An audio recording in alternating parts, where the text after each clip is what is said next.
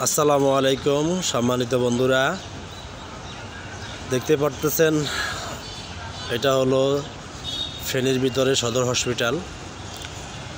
এই যে দেখতেছেন, আর চতুর্পাশটা দেখেন গাছগাছালি এবং সৌন্দর্য, কি সুন্দর গাছগুলো। আমাদের এই হসপিটালে চতুর্পাশটি গাছগাছালি ফুল গাছের ভরা, প্রাকৃতিক সৌন্দর্য আসলে সব সময় ভালো লাগে। দেখেন চতুর্পাশেই কিন্তু গাছগাছালি। হসপিটালের পুরো চারটেই, কোনো একটা অংশ বাকি নাই, সবটাই কিন্তু হসপিটাল। আর সব সাইডেই কিন্তু গাছ লাগানো আছে। এই যে বিল্ডিংটা দেখতেছেন, যে ভবনটা দেখতেছেন, তার পিছনেও গাছগাছালি লাগানো আছে এবং তার পিছনে আরেকটা ভবন আছে, নতুন যে ভবনটা, সেই ভবনটা হলো এই ভবনের পিছনে। আমি ওইদিকে যাইতেছি না, যাইতে পারলে দেখাইতাম। আর এই ভবনের সামনে দেখেন কি সুন্দর করে ফুল বাগানটা করছে। এই যে দেখেন,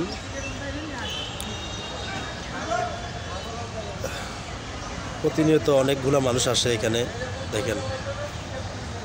তো আপনাদের উদ্দেশ্যে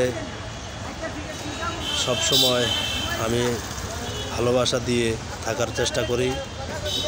সবাই আমার ভিডিওটিকে দেখে অবশ্যই কমেন্ট করবেন এবং আমার পাশে থাকবেন। আমিও ইনশাআল্লাহ আপনাদের পাশে থাকব সব সময়। সবাই দোয়া করবেন আমার জন্য, আমিও সবার জন্য দোয়া করি ইনশাআল্লাহ।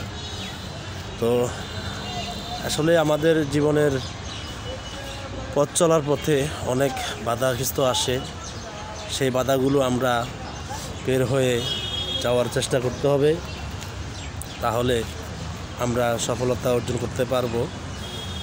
তো সেই জন্য সবাইকে বলি, যারা যেই অবস্থায় থাকেন না কেন, সব সময় শুকরিয়া আদায় করবেন আল্লাহ তাআলার প্রতি।